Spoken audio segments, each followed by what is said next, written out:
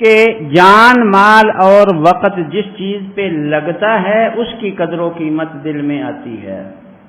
دکان کے اوپر جان مال وقت لگا ہے اس کی قدر و قیمت ہے، لیکن ایمان کے اوپر ہماری نہ جان لگی نہ وقت لگا، اور اس وجہ سے ہمارے ذہنوں کے اندر ایمان کی قیمت نہیں. جبکہ واقعہ یہ ہے کہ ایمان سے قیمتی چیز دنیا کے اندر اور مسلمانوں کے پاس کوئی بھی نہیں. اللہ ہمیں اس ایمان کی قدر کرنے کی توفیق عطا فرمائے. دنیا میں کوئی چیز ایمان سے بڑی نہیں. جن کو اس ایمان کی قدر ہو گئی انہوں نے پھر اپنے ایمان کے بچانے کے لیے سب کچھ قربان کر دیا. ہمیشہ اعلیٰ چیز کے بچانے کے لیے ادنا چیزیں قربان کر دی جاتی. اصحاب کہف جو ہیں بڑے بڑے شہزادے تھے، امیر لوگوں کے بیٹے تھے. جب انہوں نے دیکھا کہ حاکم وقت ایمان ضائع کرنے لگا ہے تو ایمان بچانے کے لیے 309 سال تک جو ہے وہ غار کے اندر جا کے انہوں نے گزار دی، کیونکہ ایمان کی قیمت تھی. حضرت موسیٰ علیہ السلام اکیلے ہیں، ایمان کی قیمت تھی. پوری فرعونی حکومت جو ہے وہ ان کے مقابلے میں تھی، لیکن انہوں نے جو ہے وہ ایمان کو نہیں چھوڑا. آخر کچھ امتحان بھی ہوتے ہیں لیکن انجام جو ہے وہ ایمان والوں کا ہی ہوتا ہے. وہ جو کہا کرتا تھا کہ انا ربکم الاعلی، اب اس فرعون کا نام کوئی اپنے بچے کا رکھنے کے لیے تیار نہیں کہ بچے کا نام فرعون رکھ لیا جائے. اور موسیٰ پتہ نہیں اب بھی کتنے ہیں، شاید یہاں بھی بہت سے بیٹھے ہوں جن کا نام موسیٰ ہے. معلوم یہ ہوا کہ من کان للہ کان اللہ لہ، جو اللہ کا بن جاتا ہے اللہ تبارک و تعالی اس کے بن جاتے ہیں. تو یہ بات خود بھی سمجھ لیں اور عوام کو بھی سمجھانے کی ضرورت ہے کہ ایمان سے بڑی کوئی قیمتی چیز نہیں ہے. تو خیر ایمان بچانے کی جو ہے وہ ضرورت ہے. جس طرح ملک کی حفاظت کے لیے فوج کی ضرورت ہے، اسی طرح ایمان کے بچانے کے لیے بھی پولیس کی اور فوج کی ضرورت ہے. آپ اللہ کے پیغمبر صلی اللہ علیہ وسلم کے سپاہی ہیں. اپنی قدر پہچانیں کہ ہم اللہ کے کام میں لگ گئے، اللہ کے پیغمبر صلی اللہ علیہ وسلم کے کام کے اندر لگ گئے، اور اللہ سے بڑا کوئی حاکم نہیں ہے. الیس اللہ باحکم الحاکمین، سب سے بڑے حاکم اللہ ہی ہیں، اور بڑے حاکم کے کام کے اندر جو لگ جائے اس سے بڑا کوئی خوش نصیب نہیں ہے. چھوٹے حاکم جو ہیں وہ ناراض بھی ہوں تو کوئی پرواہ نہیں ہے. جب بڑا حاکم جو اگر سپاہی کسی سے ناراض ہو اور ایس پی راضی ہو تو وہ کس کی کو فکر نہیں کرتا کہ ایس پی بڑا ہے وہ راضی ہے. تو جب اللہ سے بڑا حاکم نہیں ہے، اللہ تعالیٰ نے مجھے اور آپ کو اپنے کام میں لگا لیا تو اس سے بڑی کوئی نعمت نہیں ہے. لیکن یہ فرض بھی ادا کرنا ہے کہ صحیح دین جو ہے وہ عوام تک پہنچے، امر بالمعروف ہو، نہی عن المنکر ہو. تو منکرات بہت سی ہیں. یاد رکھیں کہ اختلافات آج کل ہمارے حکمران بھی کہتے ہیں کہ یہ اختلاف کیوں ہو رہا ہے، عوام بھی کہتی ہے کہ اختلاف دین میں کیوں ہو رہا ہے، اور کہتے ہیں کہ ہم اختلاف کی وجہ سے بڑے پریشان ہیں. لیکن واقعہ یہ ہے کہ یہ اختلاف صرف دین میں تو نہیں، دنیا میں بھی ہے. ایک مریض کو 6 ڈاکٹروں کے پاس لے جائیں تو ہر ڈاکٹر کے مرض کی تشخیص دوسرے کے علاوہ ہوتی ہے. تشخیص میں ان کا اختلاف ہے. ایک کہتا ہے یہ مرض ہے، دوسرا کہتا ہے یہ دوسری مرض ہے، تیسرا کہتا ہے تیسری مرض ہے. اگر مرض میں اتفاق ہو جائے تو نسخے کی تجویز میں ان کا اختلاف ہوتا ہے کہ یہ نسخہ صحیح ہے، یہ دوائی صحیح ہے یا دوسری صحیح ہے. تو یہ اختلاف ہوتا ہے. لیکن آج تک ہم نے کبھی نہیں اتنا شور سنا کہ ڈاکٹر بڑا اختلاف کرتے ہیں، لیکن مولویوں کے بارے میں شور سنتے ہیں کہ مولوی بڑا اختلاف کرتے ہیں. اصل اس کی وجہ بھی وہی ہے کہ عوام کے دل کے اندر دین کی وقعت نہیں. اگر دین کی وقعت ہو تو شور نہ مچے. جسمانی صحت کی وقعت ہے، اس لیے ایک ڈاکٹر سے نا امید ہو گیا، دوسرے کے پاس جائے گا، تیسرے کے پاس 10 بدلے گا، 50 ڈاکٹر بدلے گا، لیکن شور نہیں ہوگا. کیوں؟ اس لیے کہ وہ جانتا ہے کہ آخر ہم نے علاج ڈاکٹر ہی سے کرانا ہے. تو اس لیے ان کے خلاف پروپیگنڈا نہیں ہوتا. لیکن یہاں ایک مولوی سے مسئلہ پوچھا، دوسرے کا دوسرا آ گیا تو فوراً شور ہوتا ہے، دیکھو جی مولوی بڑا اختلاف کرتے ہیں. معلوم یہ ہوا کہ یہاں مولوی کی دل کے اندر وقت نہیں، دین کی وقت نہیں، جسمانی صحت کی وقت ہے. مریض کو اگر لندن لے جانا پڑے تو وہاں بھی لے جاتے ہیں، ہمت نہیں ہارتے، اور یہاں ایک دو سے مسئلہ پوچھ کے جو ہے پروپیگنڈا شروع کر دیتے ہیں. تو اصل چیز یہی ہے کہ وہ دل کے اندر دین کی وقت پیدا ہو جائے تو ایسا پروپیگنڈا نہ ہو. تو یہ اختلافات جو ہیں وہ برے ہیں، لیکن ہر اختلاف برا بھی نہیں ہوتا. بہت سے اختلاف اچھے بھی ہیں جس کو اللہ کے پیغمبر صلی اللہ علیہ وسلم نے رحمت فرمایا، اور وہ اختلاف بھی قرآن و سنت سے ثابت ہیں. نبیوں کے اندر جو اختلاف ہے شریعتوں کے اندر وہ اللہ کی رحمت ہے.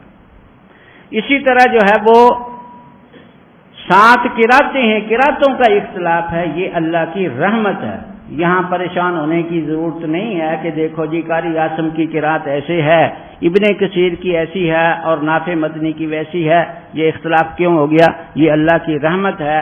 اور یہ اختلافات ایسے ہی ہیں جیسے اللہ نے مختلف غلے پیدا کیے، مختلف سبزیاں پیدا کی ہیں اور مختلف قسم کے پھل پیدا کیے، یہ اللہ کی رحمت ہے.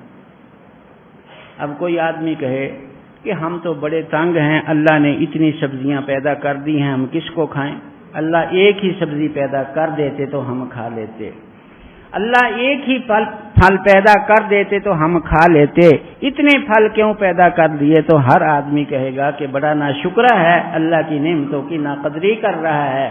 تو جس طرح یہ پھلوں کا اختلاف ہے، اسی طرح دین کے اندر ایک اختلاف اللہ کی رحمت ہے.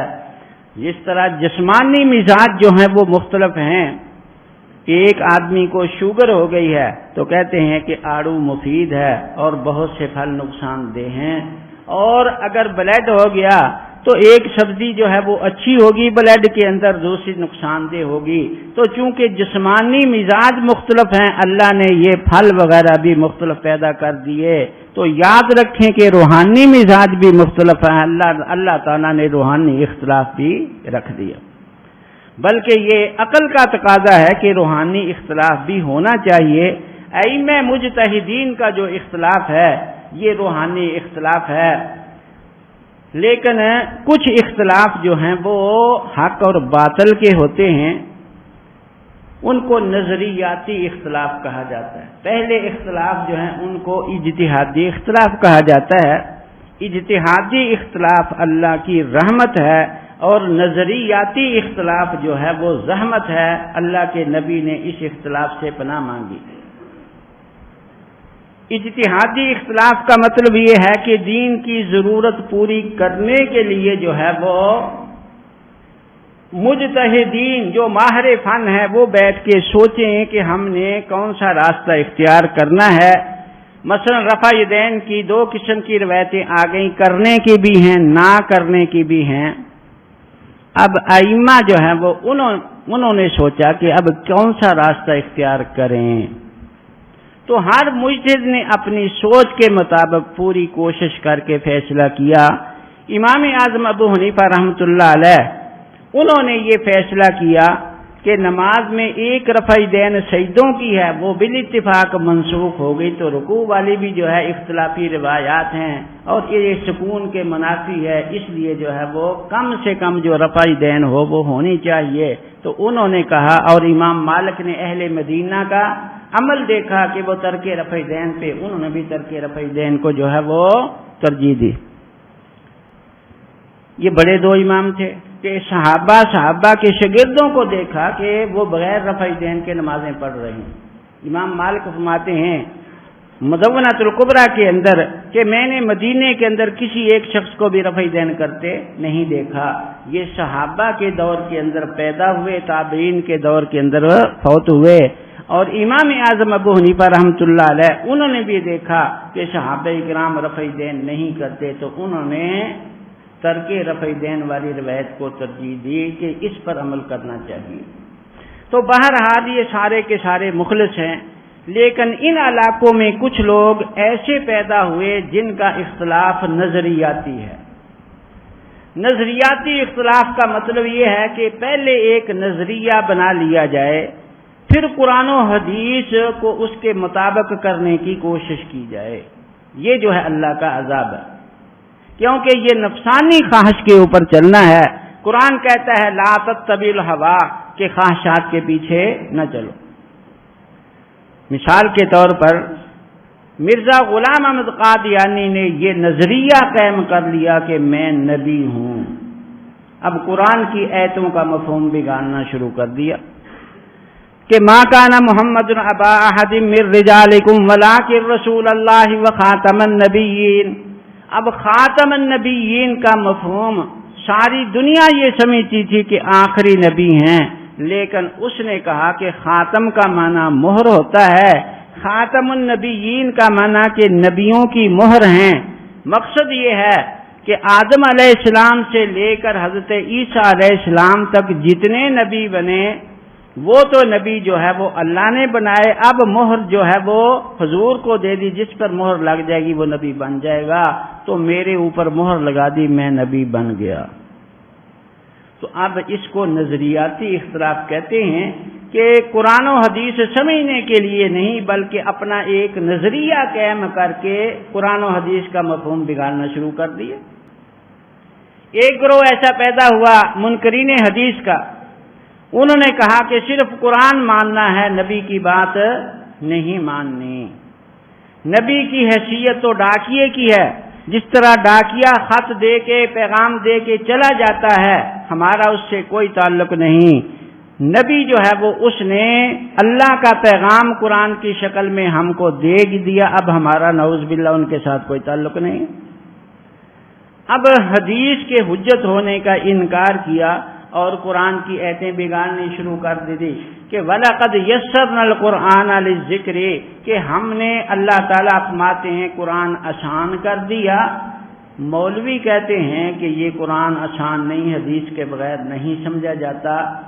حالانکہ اسی قرآن کے اندر یہ تھا کہ یسرناہ بلسانک، کہ اے پیغمبر ہم نے آپ کی زبان سے اس کو آسان کیا، اور آپ کی زبان سے مراد حدیث ہے. تو اب انہوں نے بھی بعض آیتوں کے مفہوم بگاڑ کے اپنے نظریے کو جو ہے وہ عوام میں پھیلانا شروع کیا. یہ نظریاتی اختلاف. کسی نے یہ عقیدہ بنا لیا کہ ائمہ کی تقلید جو ہے وہ اس کی ضرورت نہیں، اور ائمہ کو ماننا جو ہے وہ شرک فی رسالت ہے یا شرک فی توحید ہے. یہ نبی کے مقابلے کے اندر امام بنا لیے، اور اسی طرح خدا کے مقابلے کے اندر امام بنا لیے. تو انہوں نے بھی قرآن کی آیتیں جو ہیں وہ غلط مفہوم میں عوام کے سامنے پیش کرنی شروع کر دی. وہ ایک ساتھی چیچا وطنی کے علاقے میں تھا، مجھے کہنے لگا کہ ہم نے اپنی 2 بہنیں ان غیر مقلدین کے مدرسے میں قرآن پڑھانے کے لیے بھیجی تھیں، قرآن پڑھ کے آ گئی ہیں، لیکن اب ہماری نہ ان کو نماز پسند آتی ہے نہ وضو پسند ہے، دن رات گھر کے اندر لڑائی رہتی ہے، بلکہ وہ ہمیں مسلمان ہی نہیں سمجھتی. میں نے کہا ٹھیک ہے، جیسی کرنی ویسی بھرنی. میں نے کہا قرآن جو ہے وہ ہمارے بھی تو لوگ قرآن پڑھا رہے تھے، ان کے پاس بھیجنا تھا، اور ان کا کام ہی یہ ہے کہ امت کو مشرک کہا جائے. تو جس رستے پہ ڈالا تھا تو وہ کام انہوں نے شروع کر دیا. اگر نہ کرتے تو پھر تعجب تھا، اب تو کوئی تعجب نہیں. کہنے لگے جی بس غلطی ہو گئی، آپ کچھ وقت دیں، ان کو سمجھا دیا جائے. خیر میں چلے گیا، پردے کے اندر ان کو بٹھا دیا. میں نے کہا بھئی خدا کی بندی، کون سا تم نے قرآن پڑھا ہے؟ یہی قرآن وہ قرآن ہے کہ جب تک ہمارے بزرگوں کے پاس تھا، حضرت خواجہ معین الدین چشتی اجمیری نور اللہ مرقدہ نے یہی قرآن سنا کے 90 لاکھ ہندوؤں کو مسلمان کیا۔ تو ہمارے بزرگوں کے پاس جب تک یہ قرآن تھا، یہ قرآن سنا کے کافروں کو مسلمان کرتے رہے۔ اب تمہارے پاس آ گیا ہے، تم مسلمانوں کو کافر بنانا شروع کر دیے، تو کیا اختلاف ہے؟ پہلے تو وہ ایک بولی کہ جی یہ رفع دین نہیں کرتے، بخاری میں رفع دین ہے۔ خیر میں نے بخاری منگوا لی، میں نے کہا نکالو، نکال کے میں نے اس کو مسئلہ سمجھایا، بخاری میں کوئی رفع دین کا مسئلہ نہیں ہے۔ بخاری میں روایت تو رفع دین کی ہے، لیکن روایتیں تو کھڑے ہو کے پیشاب کرنے کی بھی ہیں، لیکن جو ان کا دعویٰ ہے اس کے مطابق بالکل کسی کتاب کے اندر رفع دین نہیں ہے۔ یہ بات بھی سمجھنے کی ہے۔ اول تو ان کے دعوے مختلف ہیں۔ خالد گرجاکھی نے اس کو نماز کا رکن قرار دیا ہے کہ اس کے بغیر نماز باطل ہو جاتی ہے، اور یہ آیت اپنی کتاب جز رفع دین کے شروع میں لکھی ہے کہ یا ایھا الذین آمنوا اطیعوا اللہ واطیعوا الرسول ولا تبطلوا اعمالکم۔ رسالہ رفع دین کے اوپر ہے، اور یہ آیت لکھ کر کیا بتا دیا کہ رفع دین نہ کرنے والے کی نماز باطل ہوگی۔ اور دوسری اپنی کتاب حدیث اور غیر اہل حدیث میں لکھتا ہے کہ مجھ سے کسی نے سوال کیا کہ رفع دین کے بغیر نماز ہو جاتی ہے یا نہیں ہوتی، تو میں نے کہا تیری ہو جاتی ہے، میری نہیں ہوتی۔ یہ خالد گرجاکھی نے جواب دیا کہ تیری ہو جاتی ہے، میری نہیں ہوتی۔ اس نے کہا کہ تیرے لیے اور شریعت ہے، میرے لیے اور شریعت ہے۔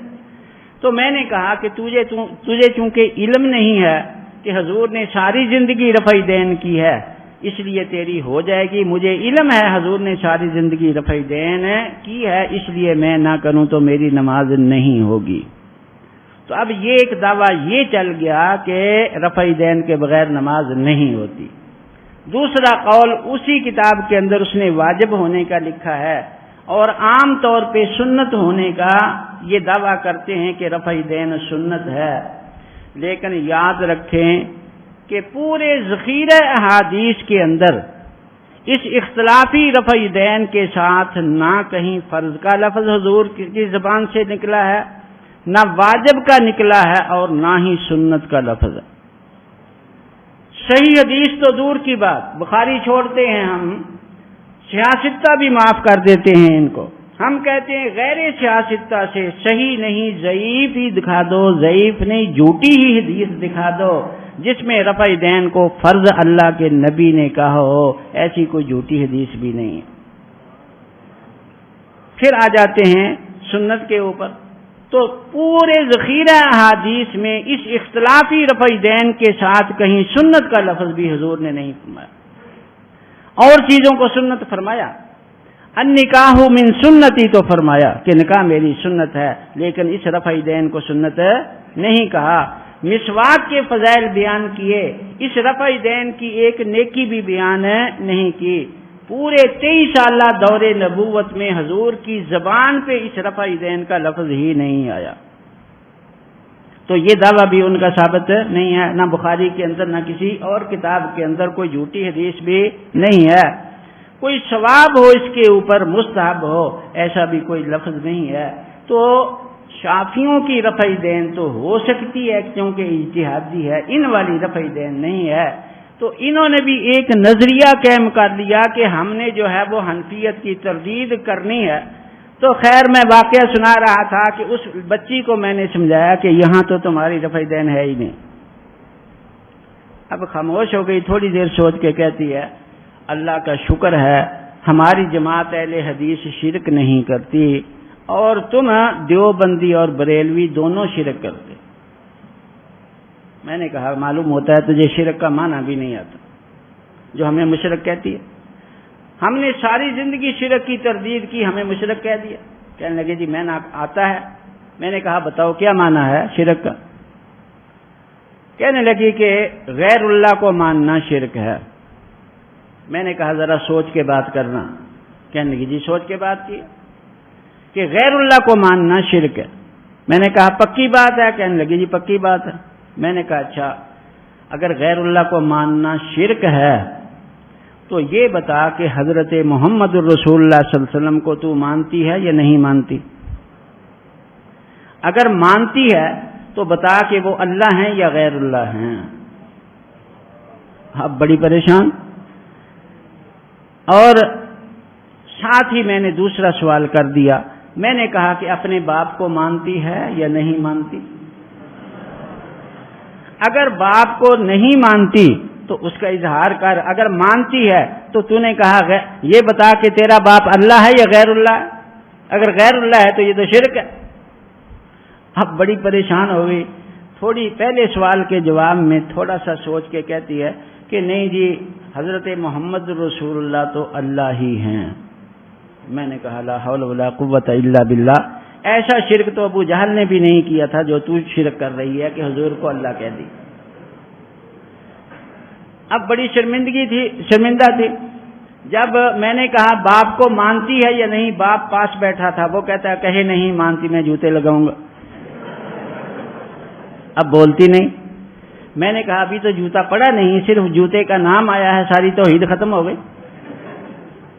میں نے کہا کہ میں نے جو بات کہی تھی کہ تجھے شرک کا معنی نہیں آتا، پوری دنیا کو مشرک کہہ رہی ہے، یہ بات صحیح ہے۔ کہنے لگی جی آپ بتا دیں شرک کا کیا معنی؟ میں نے کہا کہ شرک یہ ہے خدا کے ساتھ کہ اللہ کے علاوہ کسی غیر کو خدا مانے یا خدا کی خاص صفات میں شریک کرے تو یہ شرک فی التوحید ہے، اور رسالت میں شرک یہ ہے کہ حضرت محمد الرسول اللہ صلی اللہ علیہ وسلم کے علاوہ کسی کو رسالت کا مرتبہ دے تو وہ یہ شرک پھر رسالت ہوگا۔ کہنے لگے جی ٹھیک ہے۔ میں نے کہا کہ اگر تجھے یہ معنی آتا تو میرے دونوں اعتراضوں میں نہ پھنستی، کیونکہ پہلا اعتراض یہ ہے کہ حضور کو مانتی ہے یا نہیں، اس کا جواب واضح تھا کہ ہم حضور کو مانتے ہیں لیکن خدا نہیں مانتے۔ تو جب ہم حضور کو خدا نہیں مانتے تو یہ شرک نہیں ہے، رسول ماننا تو ضروری ہے۔ اور دوسرے سوال کا جواب بھی واضح تھا کہ ہم باپ کو باپ مانتے ہیں، باپ کو اگر کوئی خدا مانے تو وہ تو شرک فی التوحید ہوگا، اور اگر کوئی باپ کو رسول مانے تو یہ شرک پھر رسالت ہوگا۔ تو دونوں سوالوں کا جواب تجھے آ جاتا اگر تجھے شرک کا معنی آتا۔ کہنے لگے جی ٹھیک ہے۔ میں نے کہا پھر ہمیں کیوں مشرک کہا؟ مجھے کہنے لگی تم اماموں کو مانتے۔ میں نے کہا ہم اماموں کو کیا مانتے ہیں؟ امام ہی مانتے ہیں، نہ امام کو خدا مانتے ہیں نہ رسول مانتے ہیں۔ جس طرح باپ کو باپ ماننا ضروری ہے، امام کو امام ماننا تو ضروری ہے۔ کہنے لگی جی آپ دھوکہ دینے کے لیے ہمیں یہی کہتے ہیں عوام کو، لیکن آپ کا عمل بتاتا ہے کہ آپ امام کو جو ہے وہ خدا کے رسول سے بڑھا دیتے۔ میں نے کہا لا حول ولا قوت الا باللہ، ہمارا عقیدہ ہے کہ ہمارے امام اعظم ابو حنیفہ رحمۃ اللہ علیہ تابعی ہیں، ادنا صحابی سے بھی ان کا درجہ کم ہے، تو نے کیسے کہہ دیا کہ رسول سے بڑھا دیتے ہیں یا خدا سے بڑھا دیتے ہیں؟ کہنے لگے نہیں دھوکہ دینے کے لیے تم ایسے ہی کہتے ہو، تمہارا عمل بتاتا ہے کہ تم نبی سے بڑھا دیتے۔ میں نے کہا کون سا عمل ہمارا بتاتا ہے؟ کہنے لگی کہ ایک حدیث آ جائے اللہ کے نبی کی تو امام کہہ دے مان لو تو تم مان لیتے ہو، امام کہہ دے چھوڑ دو تو تم چھوڑ دیتے ہو۔ معلوم یہ ہوا کہ نبی کی حدیث پر امام عمل کروانا چاہے تو کرتے ہو، اگر وہ چھڑوانا چاہے تو چھوڑ دیتے ہو۔ اس کا واضح مطلب یہی ہے کہ تم نے امام کو نبی سے بڑھا دیا۔ خیر سوال بھی یہ نیا ہی میرے سامنے آیا تھا، اللہ تعالیٰ نے فوراً جواب ذہن میں ڈالا۔ میں نے کہا کہ میں بھی ایک سوال کرتا ہوں، اس کا آپ جواب دیں پھر میں جواب دوں۔ اب جب میں نے کہا سوال کرتا ہوں، نہیں جی ہم تو جاہل ہیں، ہم نے کیا جواب دینا ہے، آپ عالم ہیں۔ میں نے کہا جب غلطیاں نکالتے ہو تو اماموں سے اوپر پہنچ جاتے ہو، اور جب ہم سوال کریں تو اب اس وقت جاہل بن جاتے ہو۔ میں نے کہا اپنی جماعت اہل حدیث سے لکھوا دو کہ اہل حدیث جاہل ہوتے ہیں۔ میں نے تسلی دی، میں نے کہا گھبرانے کی ضرورت نہیں ہے، میں ایسا سوال کروں گا جس کا تجھے جواب آتا ہے۔ خیر تسلی دی، خاموش ہو گئی۔ میں نے کہا یہ بتاؤ کہ زندگی میں کبھی بیمار بھی ہوئی ہو یا نہیں؟ کہنے لگی جی کئی دفعہ ہوئی ہیں۔ میں نے کہا پھر کیا کرتی ہو؟ بس یہ اللہ سے دعا کرتے ہیں اور حکیم ڈاکٹر سے دوائی لیتے ہیں، اللہ شفا دے دیتے ہیں۔ میں نے کہا حکیم یا ڈاکٹر کبھی پرہیز بھی بتاتا ہے کہ 2 دن یا 3 دن جو ہے نرم غذا کھانی ہے، یہ گندم کی روٹی نہیں کھانی، چاول کھانے ہیں یا سابو دانہ کھانا ہے، ایسا بھی کہتے ہیں؟ اس نے کہا کہ کہتے ہیں۔ میں نے کہا پھر پرہیز کرتی ہو؟ کہنے لگی کرتی ہیں۔ میں نے کہا اب میرا سوال یہ ہے کہ گندم بھی خدا نے پیدا کی، چاول بھی خدا نے پیدا کیے، سابو دانہ بھی خدا نے پیدا کیا، حکیم ڈاکٹر جب گندم کھلانا چاہے کھلا دے، جب چھڑانا چاہے چھڑا دے، تو اس کا مطلب یہی ہے کہ حکیم کو تم نے خدا سے بڑھا دیا، کیونکہ جیسا اس نے سوال کیا تھا ویسا ہی میں نے سوال کر دیا۔ وہ کہتی تھی کہ امام جو ہے وہ حدیث چھڑا دیتا ہے، کبھی کبھی عمل کراتا ہے، تو میں نے کہا کہ حکیم بھی کبھی روٹی چھڑا دیتا ہے، کبھی کھلاتا ہے، تو اب یہ بتاؤ کہ حکیم کو تم نے خدا سے بڑھا دیا؟ اب خاموش ہے، بولتی نہیں۔ اس کے بھائی بیٹھے تھے، کہنے لگے یہ مطلب تو نہیں ہے۔ میں نے کہا کہ اب اس کا جواب یہی ہوگا کہ ہم حکیم کو اس اپنے فن کا ماہر سمجھتے ہیں۔ حکیم جو ہے وہ صحت اور مرض کے قوانین کا زیادہ ماہر ہے، اس کو پتہ ہے کہ کب معدہ جو ہے کمزور ہو جاتا ہے اور ثقیل غذا ہضم نہیں کرتا اور کب معدہ قوی ہوتا ہے، تو وہ اپنے فن کے مطابق عمل کراتا ہے۔ اس کا مطلب یہ نہیں ہے کہ وہ خدا سے بڑھ گیا۔ کہنے لگی ہاں یہی مطلب ہے۔ میں نے کہا کہ اب اپنے سوال کا جواب سنو کہ ہمیں جو امام کبھی حدیث پہ عمل کراتے ہیں، کبھی چھڑا دیتے ہیں، وہ بھی حدیث کے فن کے ماہر ہیں۔ ان کو پتہ ہے کہ یہ حدیث منسوخ ہے یا منسوخ نہیں ہے، اور وہ اپنے مفہوم کو زیادہ جانتے ہیں، یہ مقدم حکم ہے یا مؤخر حکم ہے۔ وہ مؤخر حکم کو جو ہے وہ اس پر عمل کراتے ہیں۔ تو جس طرح حکیم کی رائے کو ماننا خدا سے بڑھانا نہیں، امام کی رائے کو ماننا بھی یہ نبی سے بڑھانا نہیں ہے۔ تو خیر یہ بات میں کہہ رہا تھا، بات یہاں سے چلی تھی کہ تقلید کو جو ہے وہ لوگ شرک کہنا انہوں نے شروع کر دیا، یہ ایک نظریہ بنا لیا۔ اب اس کے لیے قرآن کی آیتیں پیش کرنی شروع کر دی کہ وَإِذَا قِيلَ لَهُمُ اتَّبِعُوا مَا أَنزَلَ اللَّهُ قَالُوا بَلْ نَتَّبِعُ مَا وَجَدْنَا عَلَيْهِ آبَاءَنَا، کہ وہ لوگ کہا کرتے تھے کہ ہم تو ما انزل اللہ کی، جو اللہ نے نازل کیا ہے اس کی اتباع نہیں کریں گے، بلکہ جو ہے وہ ہم سے اپنوں آباء و اجداد کی اتباع کریں گے۔ تو ما انزل اللہ کو چھوڑ کر آباء و اجداد کی وہ اتباع کرتے تھے، تو اس سے معلوم یہ ہوا کہ وہ جو ہے وہ مشرک ہو گئے۔ تو اسی طرح حنفی کہتے ہیں کہ ہم نے اپنے آباء و اجداد کو ماننا، لیکن یہ بات غلط ہے۔ وہ آیتیں جو ہیں وہ ساری کی ساری یہودیوں اور عیسائیوں کے احبار و رہبان کے بارے میں نازل ہوئی، جن کے بارے میں قرآن کہتا ہے کہ سماعون للکذب اکالون للسحت، وہ پرلے درجے کے جھوٹے اور سود خار ہوتے تھے اور جھوٹ بولتے تھے، دین کے اندر اضافہ اور کمی کرتے رہتے تھے، لیکن ائمہ مجتہدین ایسے نہیں ہیں، ان کے اوپر یہ بے موقع آیت پھٹ کی۔ تو خیر یہ بات سمجھا رہا تھا کہ یہ نظریاتی اختلاف ہے کہ پہلے ایک نظریہ بنا لیا، پھر قرآن کی آیتیں اس کے مطابق جو ہے وہ ڈالنی شروع کر دی۔